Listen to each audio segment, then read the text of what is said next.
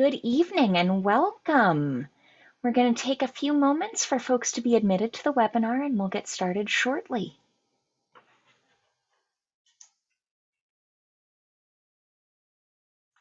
Thanks for joining us this evening. We will be getting started in just a few moments once everyone has had a chance to get admitted to the webinar.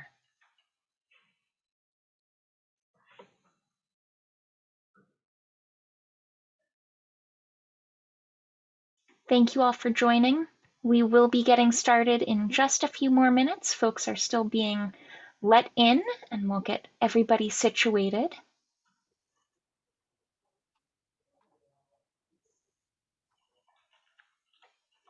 All right, at this point, I'm going to invite Kate Markert, Hillwood's Executive Director, to come on and tell us a little bit about tonight's program.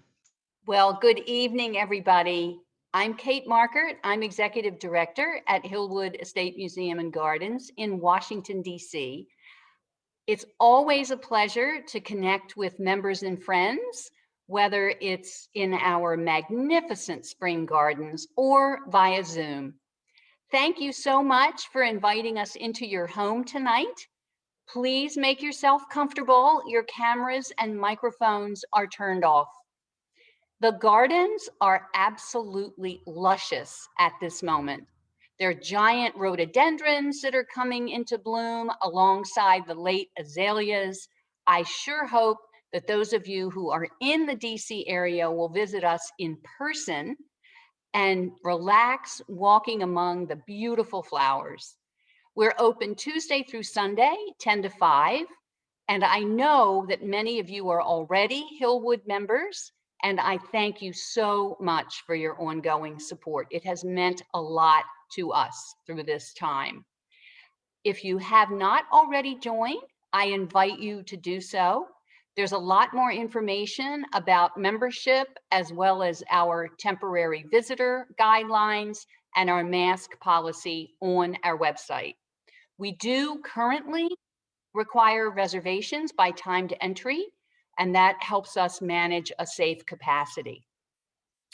To say this pandemic has caused a few changes to Hillwood's 2020 plans is a big understatement, but we're reaping the rewards this year with 3 stunning exhibitions on view throughout this summer. It's a really unusual time. In April, the porcelain flowers of Vladimir Kanevsky went on display in the mansion. You simply have to see it to see these amazing flowers and realize they're porcelain. Then on June 12th, the much anticipated Roaring Twenties, The Life and Style of Marjorie Post, opens in the Adirondack building. And then 2 short weeks later, on June 26th, Christine May's Rich Soil opens, and that features 29 life-size figures of wire dancing throughout the gardens. Another stunning exhibition not to be missed at Hillwood. Of course, we will continue to gather virtually with friends and Hillwood members near and far, and I hope that you'll join us for upcoming virtual programs, including a pollinator-friendly container garden workshop on May 22nd, where our friends at Capital Bee Care will talk about the importance of urban beekeeping and the crucial support that beautiful gardens provide for all of our friendly pollinators. It's now my pleasure to introduce tonight's lecture, Ravishing the Rose in Fashion. I already mentioned that your cameras and microphones are not active, but we still want to hear from you. Please say hello in the chat and share questions using the Q&A module as they cross your mind. Our moderator, Erin, will make sure that we get to them at the end. Colleen Hill is curator of costumes and accessories at the Museum of the Fashion Institute of Technology. She holds a master's in fashion and textile studies, history, theory, and museum practice from FIT, and is currently a PhD student at the London College of Fashion. Since joining the museum at the Fashion Institute of Technology in 2006, Colleen has curated or co-curated more than a dozen exhibitions. She has also authored or co-authored 6 books on fashion, including the catalog related to tonight's talk, The Rose in Fashion, Ravishing, which is of course available in Hillwood's gift shop, and she has contributed to numerous other publications. Please join me in welcoming Colleen.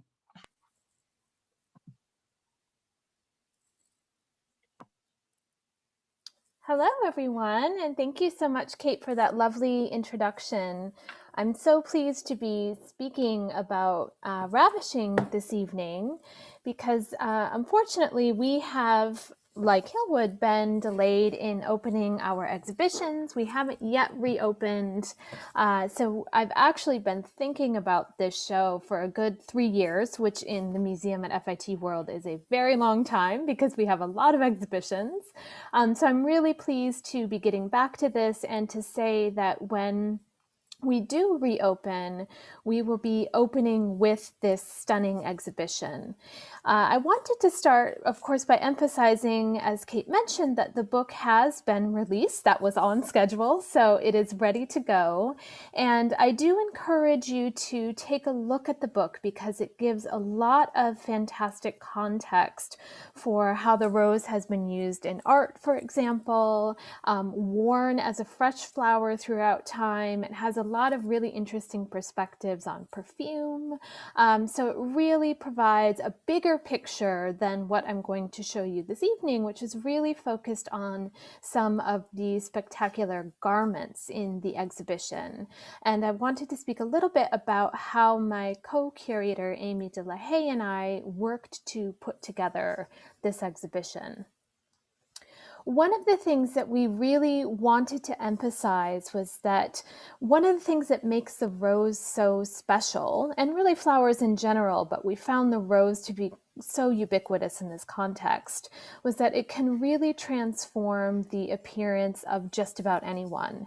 And one of the things we've included in the exhibition are literally dozens of photographs, these cabinet cards that you see here from the late 19th century through about the 1920s that show a variety of people in this context of the photography studio transforming their appearance with sometimes just a single fresh rose, sometimes multiple roses, but really giving the sense of how important the rose is to dressed appearance, from the most fashionable to the most average of us. And it's a really kind of interesting idea to explore.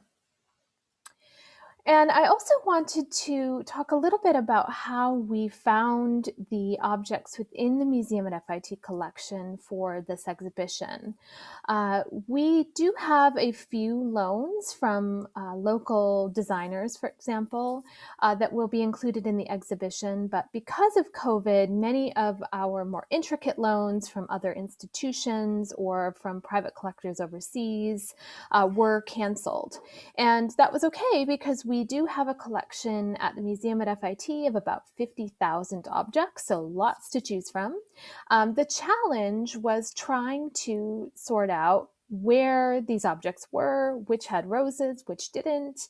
And unfortunately, the way that things are cataloged is often not by flower. It very rarely would one of our descriptions in our database say that something was adorned with a rose motif. It was usually flower or floral. So there was a lot to sift through, but it ended up being a really fun project for us. And I snapped this photograph in our collection storage. This is one of 2 spaces we have. in January 2020, this was a time that my co-curator Amy came over from London, and we spent a few days just going through the collection, pulling out things that we thought would be of interest. And in this instance, we literally went through every shelf in our hat storage, which are numerous, pulled anything that had a sort of rose motif. You can see how they extend all the way to the back of the collection there. And then we took these into a classroom and started to organize them into groupings. So many of these made the cut, and they will now be in a introductory gallery in the exhibition that is a garden of hats. So we've actually built a sort of gazebo that these rose accented hats will be in. So we basically went through the collection also chronologically, and that's kind of where I'm going to start, although I'm organizing the objects for this talk by how roses are depicted. So one of the most straightforward ways, and also the way that you see roses depicted in some of our older garments, is through weaving or woven motifs. And in fact, for the Ravishing book, I ended up writing a chapter on 18th century fashion, which is something that in numerous exhibitions I have included, but I've never really studied 18th century fashion in depth, and certainly not in the way that I did for this project. It was a very different way to curate, thinking about an object through its motif, and specifically this floral motif, rather than who designed the object, its date, which of course plays a factor, but wasn't the main criteria for selecting something. The geographic region it came from wasn't our main criteria. It was really about the depiction of this particular type of flower. And so this was a fun venture for me because this is one of the oldest garments in our collection from about 1735. And the fabric was listed as either Italian or French. I have more closely narrowed it down to being French based on the research that I was able to do for this exhibition. And what I found so fascinating about these 18th century florals is that they are much more naturalistic than what came before them. And so they tie into these ideas of new studies of botany, more accurate depictions of flowers, and a real trend towards naturalism and classification of plant species that begins in the 17th century and continues into the 18th century. And I included this image, which I had also included in my chapter in the book. It does date from the 17th century, so a little bit earlier than any of the objects in our collection. But I found this really fascinating because it is, of course, an illustration of a rose by a woman named Maria Civita Marian. She is a really fascinating figure because she was an early naturalist. She's obviously a woman, so it was very uncommon for women to be doing work like this, certainly in the 17th century.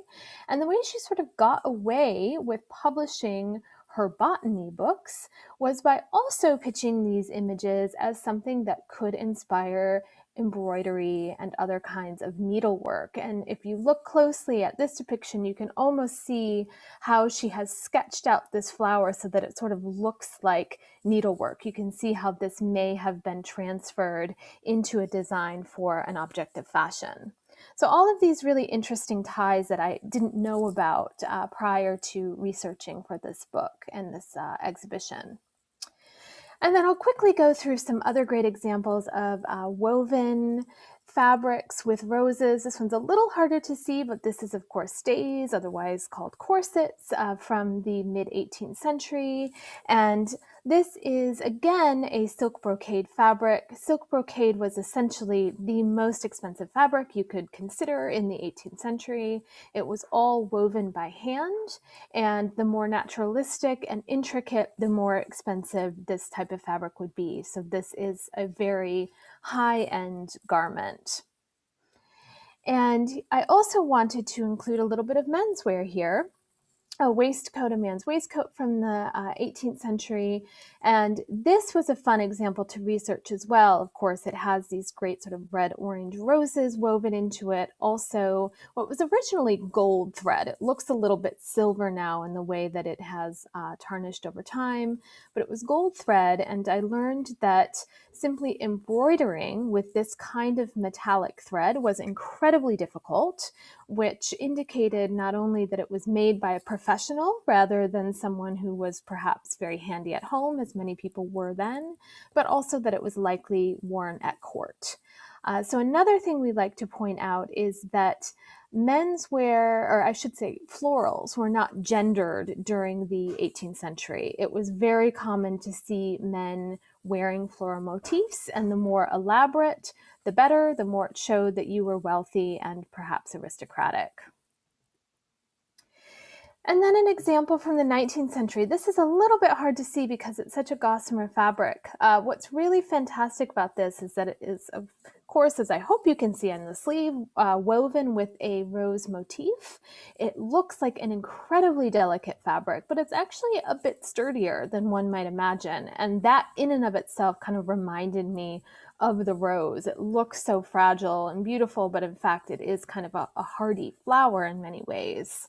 And this also alludes to the fact that particularly during the 19th century, we see a lot of women's fashion, not so much men's anymore, but women's fashion adorned with floral motifs. Women were generally assumed to be fond of florals. They were supposed to learn how to arrange flowers, and they were supposed to be able to identify flowers, and they did embroideries with flowers. So you see a lot of floral motifs throughout the 19th century in particular.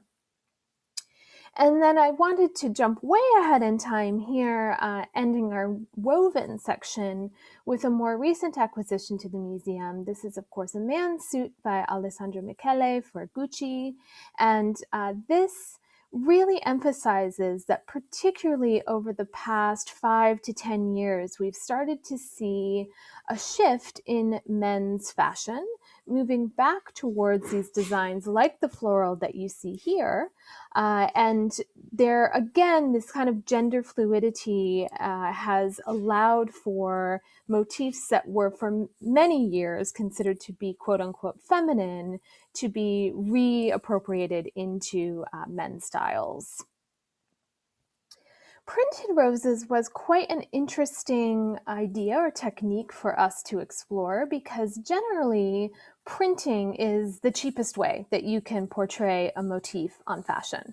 So especially when you're looking at designs from the early 20th century, you might find that embroidery is more common or a woven silk is more common. Printing, not so much. And so we found this particular example by the French couture label Agnès to be really fascinating because it is couture. It was by all means a luxury item, but it's also printed. And it's really about this bold, striking fabric, the naturalism in the way this is printed. It's on a silk chiffon combined with this beautiful lace. That's what really set it apart and signified that it was a high-end garment. And again, a really interesting and unusual choice of fabric in this evening dress by Louise Estevez, who was based here in New York. This is an evening gown, and what makes it so special is not just that it was printed, but that it is printed on cotton. Both of those things are very strange for evening gowns, particularly from the 1950s, when you see a real return to luxury in women's fashion.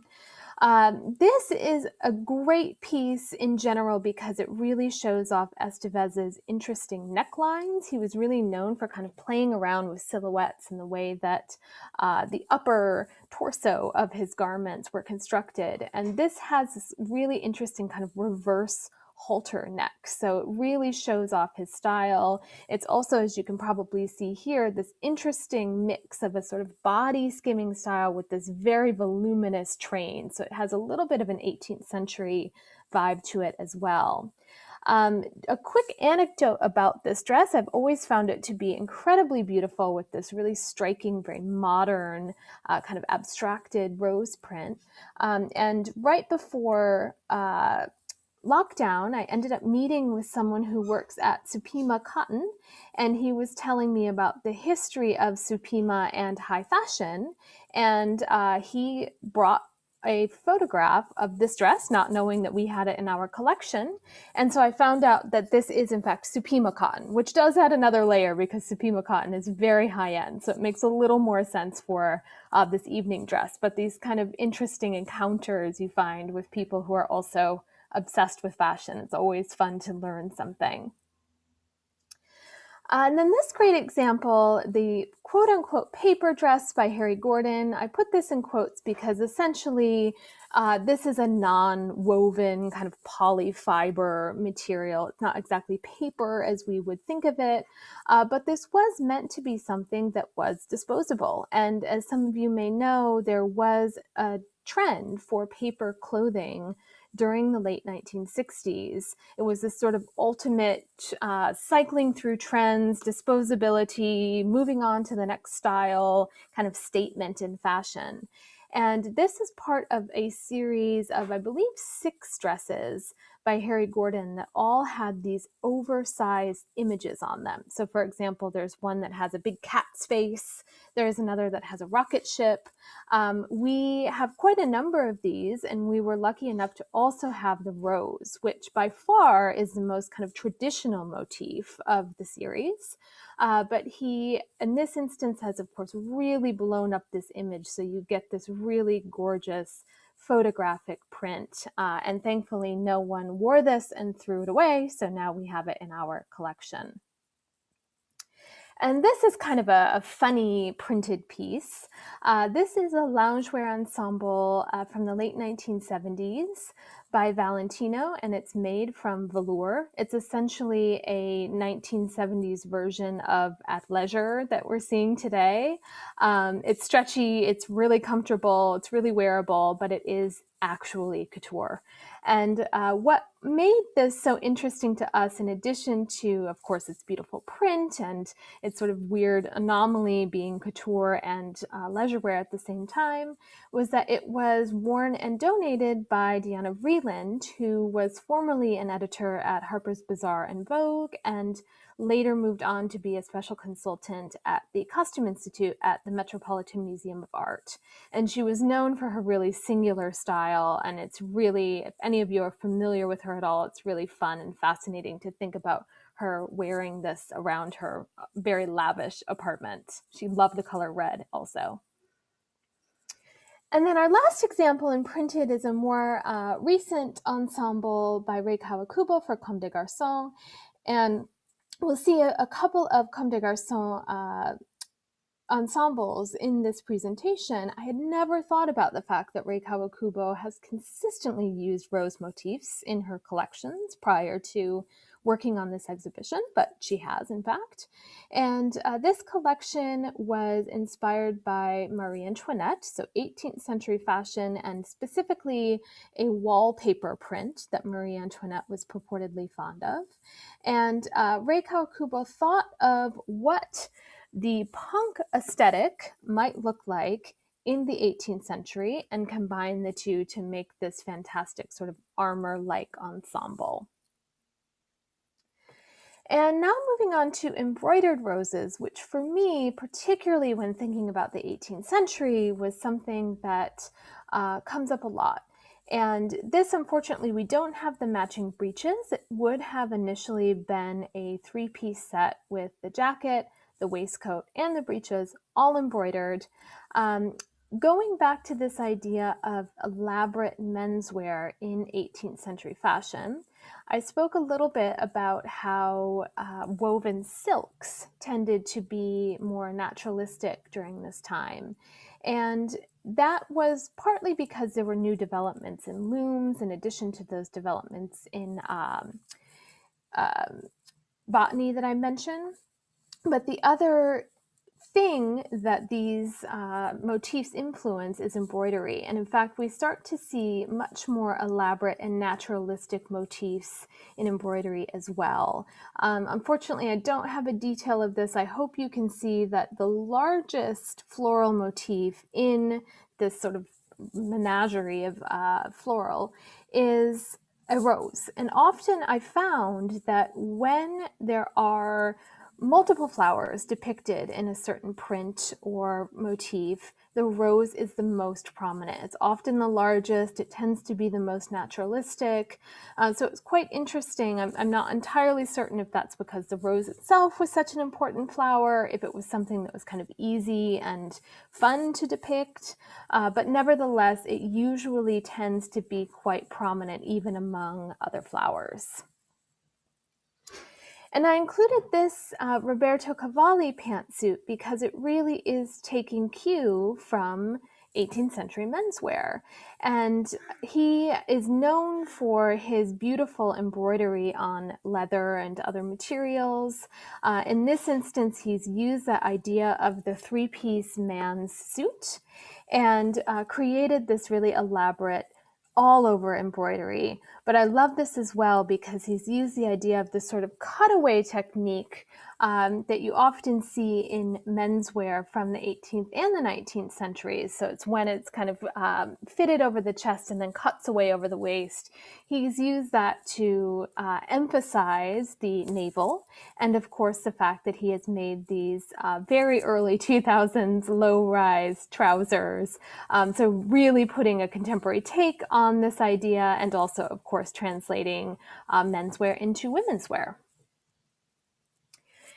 And I think this is the only Mcqueen ensemble I ended up including in the presentation. It won't be the only piece in the exhibition, but I do particularly love this example because it has this really intricate embroidery.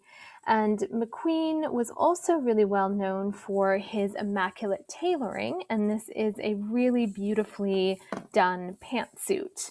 I'd like to bring this up because often it's kind of hard to tell from runway photographs, for example, or if you're looking at Vogue.com, you can look at these pieces and go, okay, that's a woman's suit. Why is that so expensive? What makes it so special?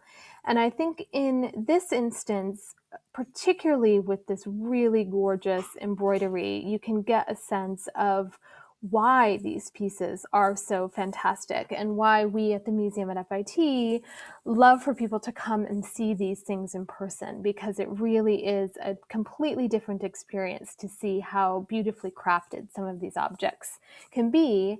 And it really harkens back to that intricacy from the 18th century.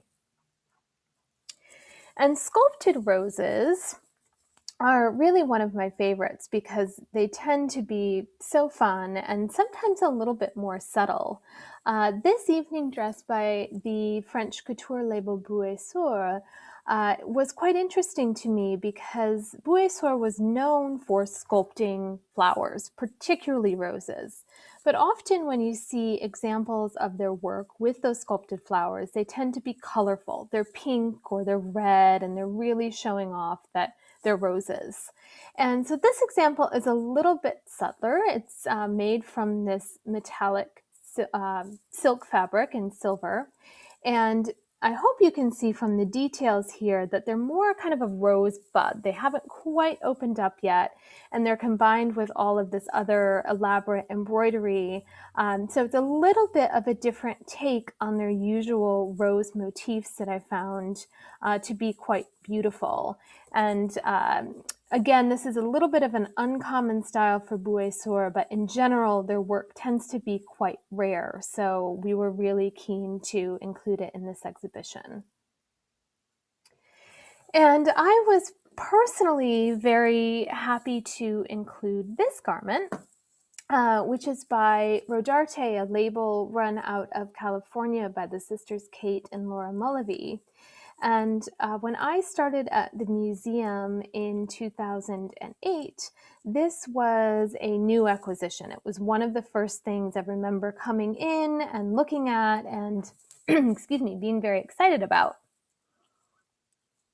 And As you can see, it has these really gorgeous three-dimensional roses made from multiple colors of chiffon fabric that really help, again, to give it this texture and depth.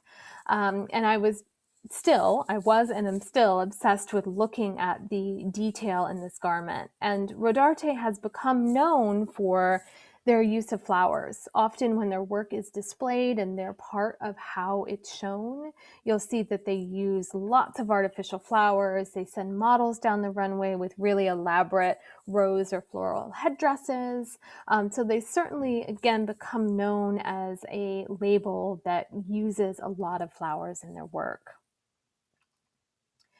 And one of my absolute favorites is going back to Comme des Garçons Rei Kawakubo. As I mentioned, I just never thought about the fact that she uses quite a number of roses. And partly that's because the way that she uses them are often unusual. And in this instance, she's known for this deconstructed aesthetic. And she has deconstructed this pantsuit, but used some of the excess fabric and the material that she has cut away from other parts of the garment to craft these really beautiful fabric roses that are quite heavy, quite substantial. And so we ended up actually using details of this garment as part of our graphics, because I think, again, seeing this up close is something that is so important to understanding its full craftsmanship and its beauty. So I hope you get a little bit of a sense of it here. And then very quickly, I've sort of set apart artificial roses from sculpted roses because they are a bit different. And Amy de la Haye does a really fantastic job of researching the history of artificial roses in the book and the labor and production that surrounded them. So I won't get too much into that here, but one of the things that I found really fascinating about the rose in particular, as it was used on millinery, which was where a lot of these artificial roses were used during the 19th and 20th centuries, was that the rose was basically always in season on hats. And a lot of other flowers were considered only appropriate for spring or summer hats. That was not the case with roses. What you usually saw was that roses would be of a different color in the winter. And this example has these really dark red roses, which makes me suspect that this was a hat intended for the fall or the winter. It's hard to say, but what we loved about this was that when we found it in the collection, it was really bedraggled looking. Oftentimes, these hats, before they were donated to the museum, have not been stored very well. As you can imagine, they collect dust very easily, even within collections that are very carefully maintained. And in this instance, the brim was kind of sagging. It was a little bit of a sad piece. So when we gave it to our conservators, we said, you know, we're really mostly interested in the artificial flowers. If you can make those look a little nicer, spruce those up a little bit, we'll be happy with that. We don't have to put it on a head. We just want to get a real sense of how beautiful these flowers were. And lo and behold, they managed to conserve this piece so that it can be worn. And it's kind of hard to explain how much better this looks, but it's really a vibrant, lively, gorgeous piece after its conservation. So we were so pleased to include it in the exhibition. And this is a really special design that's a favorite at the museum, Debutante Dress by Charles James. And James was an English-born, New York-based designer who, in his decades of working, had very little output. He was a real perfectionist. Some of his designs sort of self-destructed in the way that he made them. So what is interesting is that there's not a lot that survives from his many, many years of working. And at the museum at MFIT, we're very lucky to have a pretty spectacular collection of James, including this really rare example. often when you look at James pieces, they're sort of like sculptures. They don't have a lot of embellishment. They actually kind of have their own shape to them. They're very, very heavily constructed. So using artificial flowers was extremely rare. This is a pretty early design. There's also an example, I believe, in yellow in the collection at the Victoria and Albert Museum. So we do know that it was not entirely a one-off. But this was designed as a debutante dress. It has this beautiful corset bodice, and then these roses that are spilling out at the bust. So it's a really spectacular design that is made more special by the fact that we have a photograph from a newspaper that shows the debutante, Miss Esme O'Brien, who wore this dress originally. So it's a really special thing to have and to see. And then I'll quickly go through a few other techniques that aren't necessarily the primary way to show roses, but are interesting nonetheless. Painted roses are, of course, one of the ways that you can depict this flower. During the 18th century, there were a lot of painted silks, both for home furnishings and also for dress. This is a, of course, later example from the late 19th century. And fans often had rose motifs, partly because their sticks were sometimes perfumed with a rose scent. Another trend during the late 19th century that I find really fascinating was to actually attach a bunch of fresh long stem roses to the end of your fan so that they would kind of trail off and of course scent your fan, but also add a little bit of drama. This is an unusual pin tucking technique to create a rose motif. This is by Madeleine Vionnet, a French couturier, whose work in general I love, but I also adore the fact that she was someone who was very early on interested in labor rights for her workers. She was very ethical in the way that she produced garments, and also became known as one of the first designers to really use the bias cut, using the fabric on the diagonal so that it sort of draped over the body in a really spectacular and successful way. So this is an unusual design for her, but she was not someone who added a lot of surface embellishment. So if you do see embellishment, it's usually this very intricate kind of technique of some sort of pin tucking or pleating. And another ensemble by Cristobal Balenciaga from the early 1960s.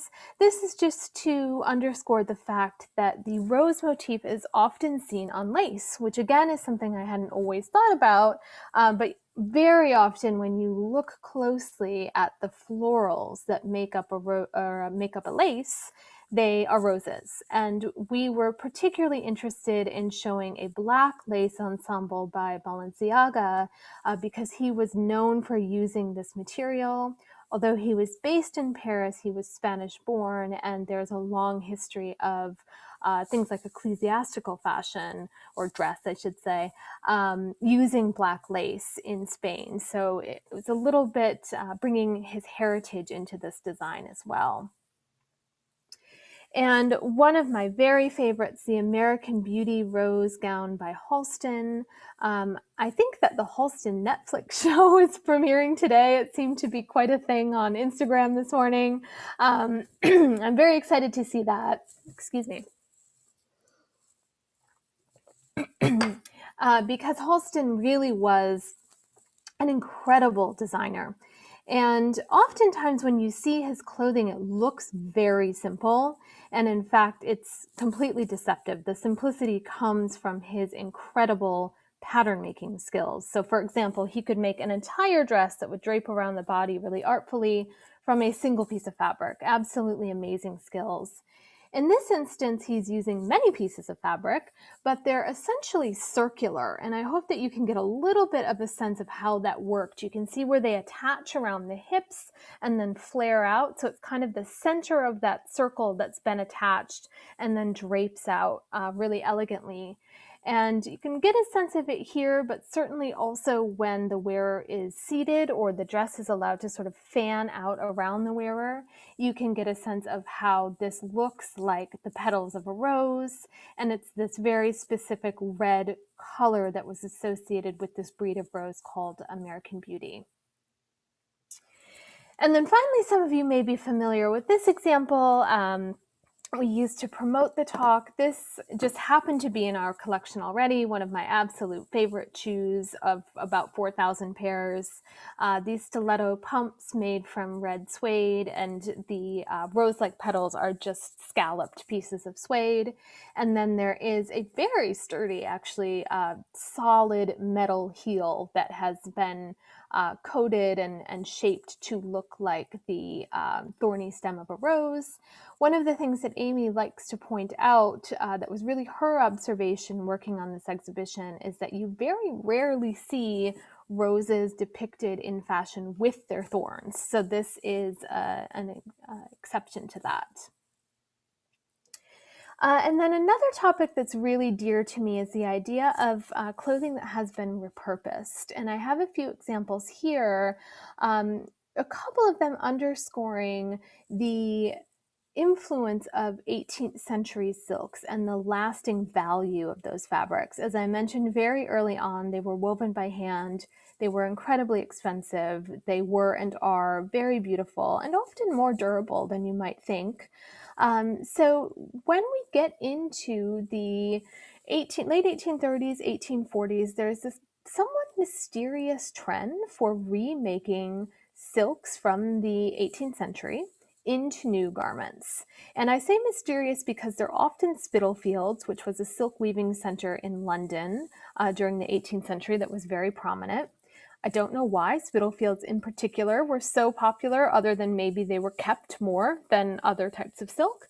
And I'm not certain why suddenly all of this repurposing was happening, but there's quite a number of examples of this sort of thing in numerous museum collections. In this instance, this is a really fascinating piece to me because the bodice and skirt are separate pieces. The original bodice was turned back to front. The ruching was added at the chest, and that gave it this more fashionable 1840s look. And then they've also taken a little bit of excess fabric, very likely from the skirt, and created a little belt. So that piece that you see that points at the waist there is actually a completely separate piece. If you were making a new dress in the 1840s, it would have been part of the bodice. In this instance, they've added it to give it that fashionable point. So it's really cleverly remade, really beautiful, and it includes this fabric quite possibly by a female designer named Anna Maria Garthwaite, who was very well known as a Spitalfields designer. And as I hope you can see, it includes this beautiful mauve rose motif, again, the rose being the most prominent flower. And another example, we looked at that man's waistcoat from the 18th century early on in the talk. This is another example of such a waistcoat. And these were repurposed in numerous ways, in part because waistcoats went out of fashion very quickly. To keep up with fashion during the 18th century, men had to replace their waistcoats regularly. The shape and silhouette would change, motifs would change, and they needed quite a number of them if they wanted to remain in fashion. So some of them were repurposed into things like bags, for example. That's quite common. This is a really interesting one because it was remodeled around 1950. For any of you who are familiar with that silhouette of that very nipped-in waist and the fuller hips, that's what it's portraying here. That's the way that it's been tailored to a woman's body now. And then little things like the original collar on the waistcoat have been removed and added as these sort of little flaps at the arms. It's a very interesting reuse. And what I also find fascinating about this is that it was donated to us by a woman who was otherwise wearing French couture. That was the other thing that she donated to us. So I have no idea why she did this, if it was for a costume party, if she just thought it was beautiful, but I find it a really fascinating example. And this, I hope you can see a little bit more closely, the gorgeous 18th century embroidery that I was mentioning earlier. And then I'll quickly talk about this Levi's ensemble. This is actually made from a single Levi's jacket. So that's why the skirt is so tiny and the jacket's cropped. And this was by Kenzo Takada, the Japanese designer, who was also quite interested in roses. He used quite a number of them in his work. These are appliqued onto the original Levi's jacket. And this was part of a fundraiser in 1986 that went towards AIDS funding. And Kenzo and a number of other designers such as Jean-Paul Gaultier, also artists like Andy Warhol and Keith Haring, all participated making artwork or fashion to auction for charity. And then I'll conclude here by talking about some of the new acquisitions that we got for the exhibition. Unfortunately, I don't have a full image of this, but we were lucky enough while working on the show to be contacted by a very reputable dealer in antique dress that we work with quite often. She didn't even realize that we were doing an exhibition on roses, but she contacted us and said, I was going through my inventory and I found this really beautiful early 19th century dress. I wonder if you would be interested in it. And of course we were. It's a pretty easy design to explain. It has that high bust, that sort of empire bust of the early 19th century, if you think sort of Jane Austen era. It's all white silk and it's plain until you get to the bottom, maybe 10 inches of the hem, where it has this really gorgeous, intricately embroidered rose motif. Oops. We also wanted to include this lovely hat by Stephen Jones, the limo top hat. And both Amy and I have worked with Stephen Jones in the past. He's lovely. So we contacted him and asked if we could purchase this for the collection. And he did not have an original sample for us, but he was able to remake this style from fall 2008. So we're very happy to include this quite jaunty woman's top hat that's really juxtaposed with this bright pink flower. And for those of you who are hopefully able to come to the show, you'll see that the image on the right here is the poster girl for the show. This is a young up-and-coming designer, Kei Ninamiya, and he works under the label Noir. It's actually part of the Comme des Garçons sort of stable of brands, and we just find his work absolutely fascinating.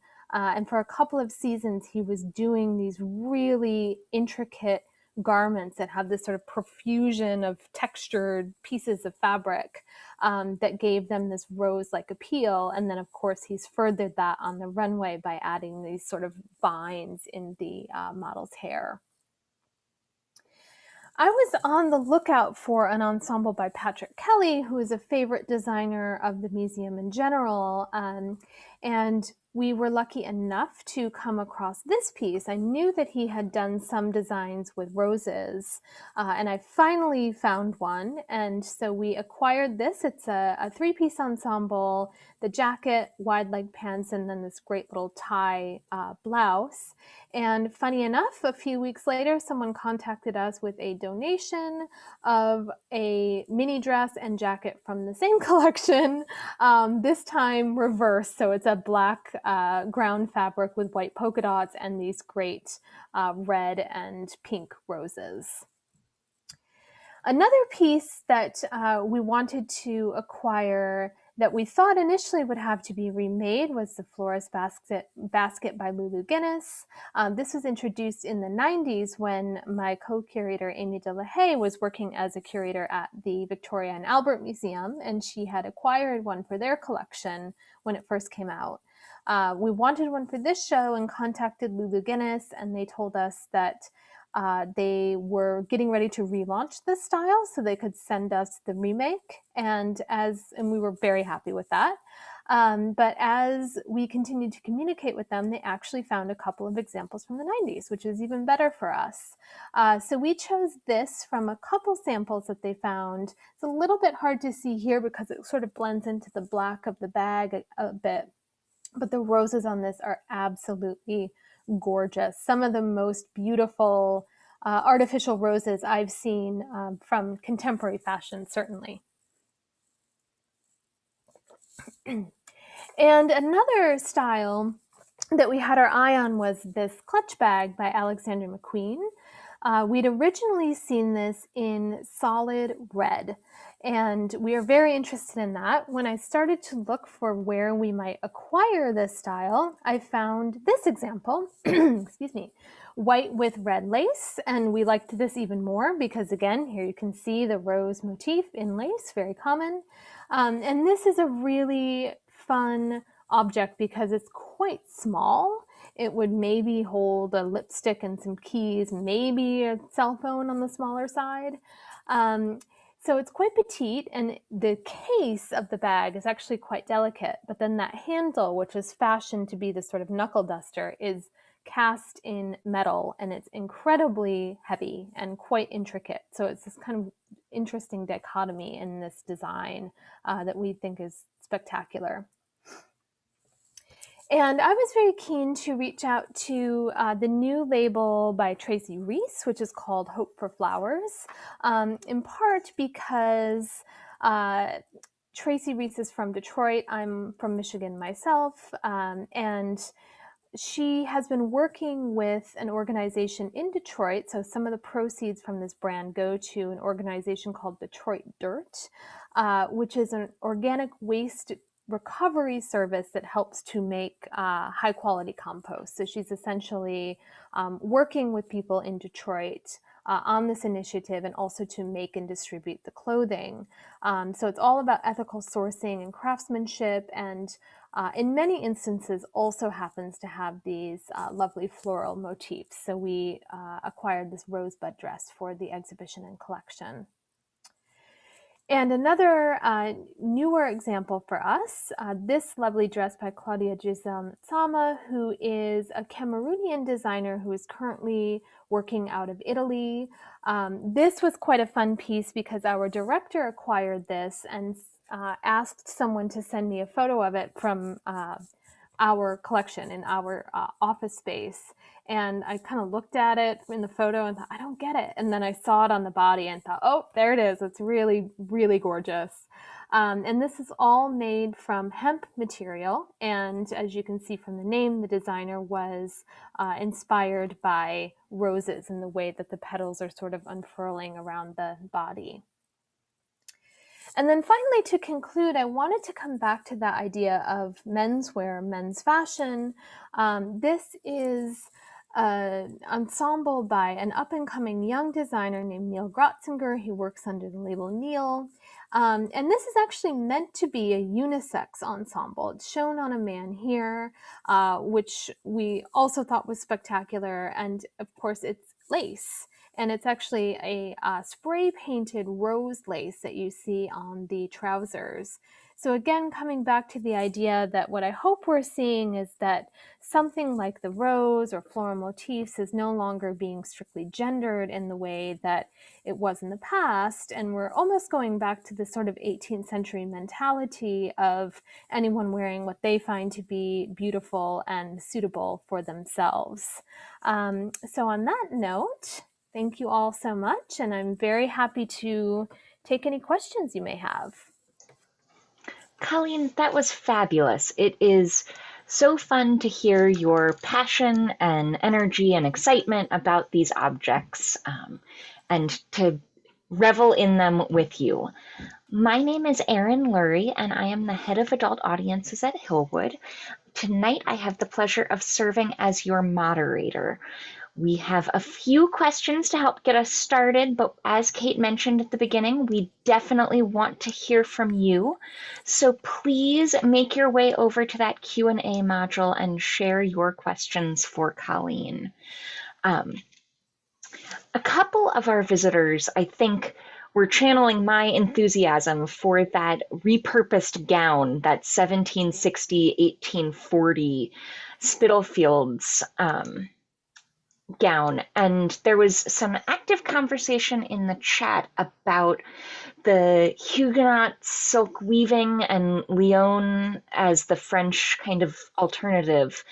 I wondered if you had any thoughts to share with us on that connection. I'd love to share that. I didn't get to speak too much about the history of weaving just for the sake of time. But one of the things that I loved diving into for this project was actually Lyon silk during the 18th century. I've been very focused on Spitalfields for much of my career because I'm fascinated by Anna Maria Garthwaite and the fact that she was such a successful woman during the 18th century, which was not an easy feat. But really, Lyon was the center for silk weaving. And as I mentioned, there were a few factors that made silk so prominent, floral silk so prominent during that time period. So essentially, someone figured out a way to change looms, existing looms, so there wasn't a huge, difficult change being made that allowed for more naturalistic shading.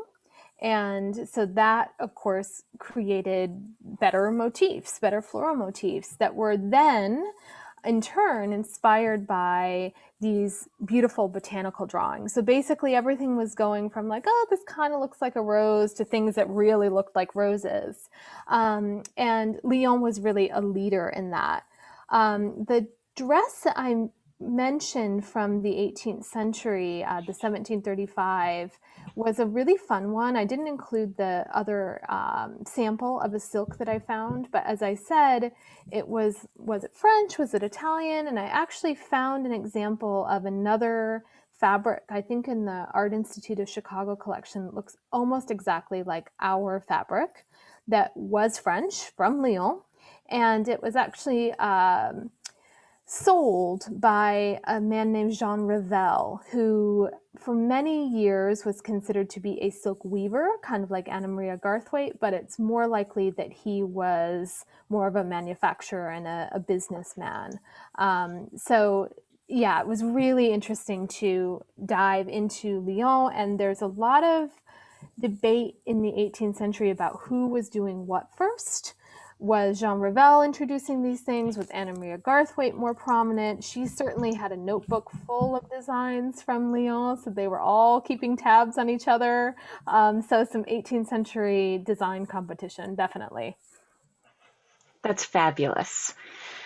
One of our other questions is one that I know is still a question in your world. We were chatting a little bit before we started. Do you have an estimate of when folks can come and see Ravishing? What I'm hoping for is August.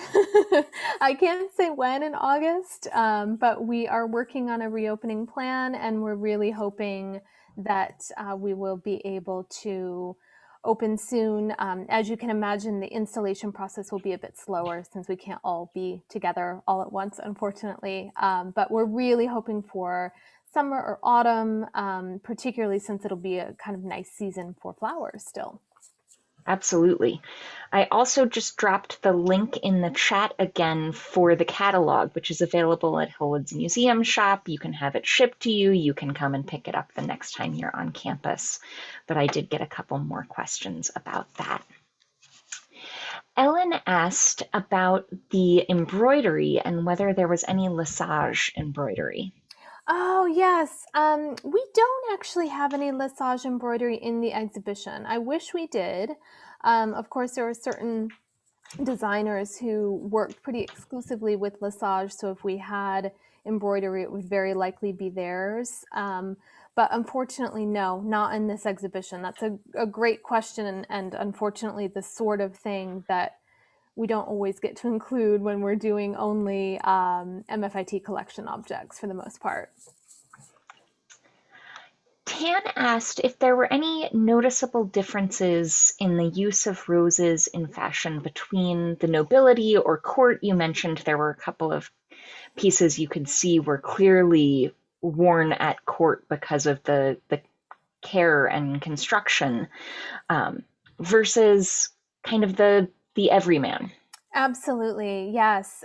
Particularly during the 18th century, when we see that court dress, if you weren't an aristocrat, you were wearing something much simpler, usually a plain colored cloth, because even if it was silk, even if you were, slightly wealthier, you were probably wearing something that was quite simple, simply because fabric was incredibly expensive. And that's part of the reason that we see that repurposing happening.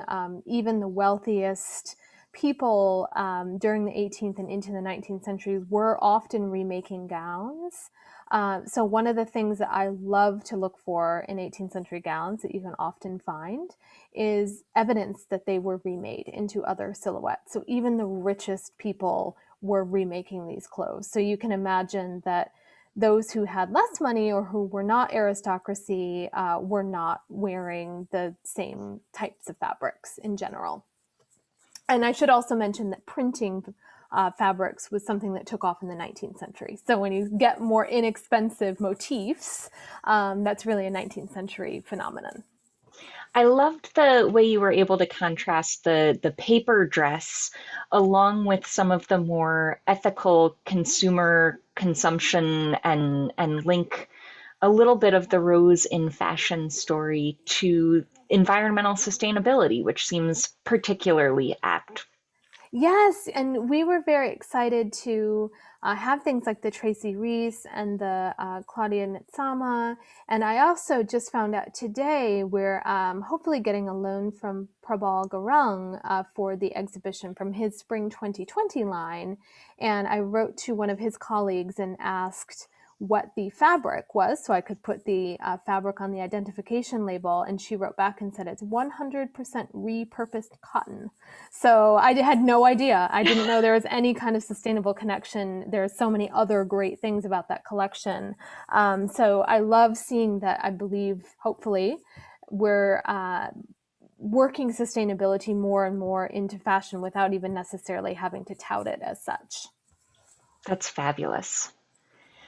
Carol Buckland just asked about the language of flowers and how various colors of roses have different meanings. I know yellow is friendship, red I think is passion.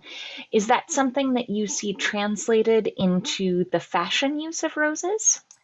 A little bit, yes. That starts to take off during the 19th century. It's kind of hard to say because we don't necessarily know what a designer's intention was, but certainly that was something that was important. Beginning in the 19th century, you also see things like the personifications of flowers take off during that time period. So it was definitely on everyone's mind. I don't know, if you saw a dress with a pink rose, if you instantly thought of what its connection was, but you probably did. That's fabulous. I'm going to scroll back and make sure I'm not missing any questions. Ellen asked if Lulu Guinness is related to Daphne Guinness. No, I don't believe so. Both great ladies, but I don't think they're related. I could be wrong, but I've never heard that. Fabulous. All right, I think that is all of our questions, and I want to thank all of our visitors tonight for sharing such great questions. Colleen, this has been an absolute pleasure, and we are all very eager for the exhibition to open and for us to finish getting vaccinated and make our way up, and can't wait to see it. Thank you so much for sharing this sneak peek with us. My pleasure. Thank you for having me. Thanks to all of you for joining us. When the webinar ends, you'll be redirected to a short survey. Please do take a few moments to share your thoughts with us. We always appreciate your feedback. And we will see you in a few weeks for our next lecture, which is a discussion with artist Vladimir Konevsky and Hillwood's curator, Wilfred Zeisler. Thank you all.